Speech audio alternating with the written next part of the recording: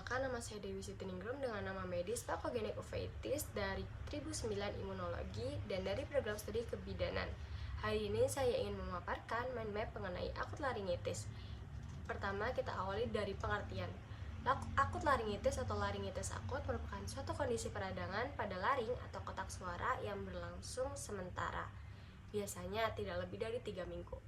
Gejala utama yang muncul adalah suara serak hingga kehilangan suara yang disebabkan oleh pembengkakan pada pita suara.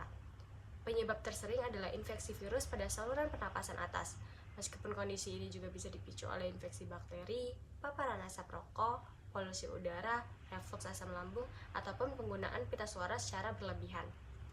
Pada umumnya, penyakit ini tergolong ringan dan dapat membaik dengan istirahat suara serta asupan cairan yang cukup. Namun, dalam situasi tertentu, laringitis akut bisa menimbulkan kesulitan bernapas sehingga perlu mendapatkan perawatan medis. Selanjutnya ada patofisiologi. Yang pertama ada peradangan pada mukosa pita suara dan laring.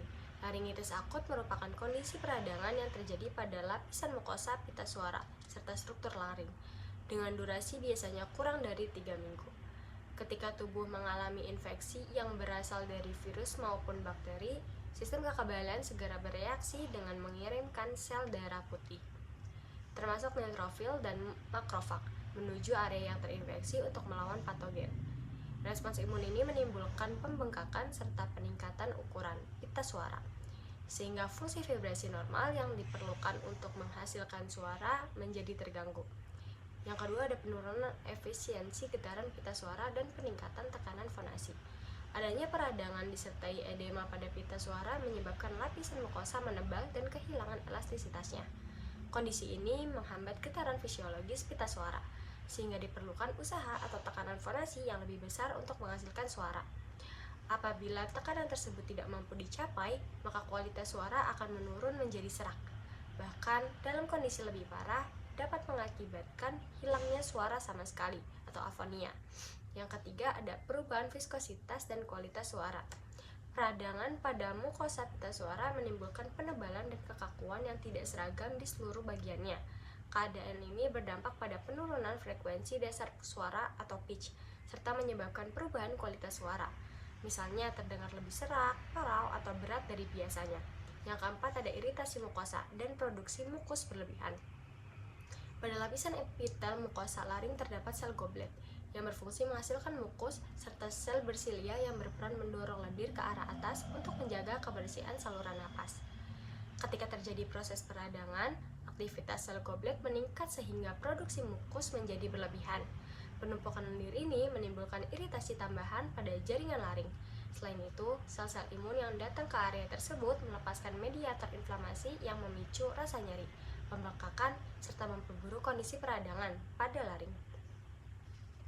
Yang kelima, ada gangguan kolaboratif fungsional pita suara. Edema pada pita suara dapat menghambat penutupan pita suara secara utuh, sehingga aliran udara yang keluar saat fonasi menjadi kurang efisien.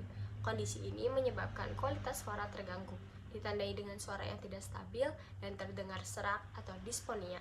Hal tersebut terjadi karena getaran pita suara tidak berlangsung secara seimbang maupun teratur, sebagaimana mestinya pada keadaan normal.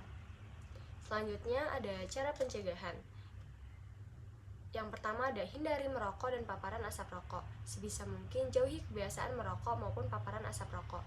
Sebagai perokok aktif maupun perokok pasif, karena paparan nikotin dan zat iritan lain dari asap rokok dapat memperburuk iritasi pada pita suara. Yang kedua ada batasi konsumsi alkohol dan kafein. Alkohol serta kafein memiliki efek diuretik yang dapat menimbulkan dehidrasi, dan keadaan ini dapat meningkatkan tingkat iritasi pada saluran suara. Memperbanyak minum air putih membantu menjaga dehidrasi tubuh serta membuat saluran pernapasan tetap encer dan mudah dikeluarkan.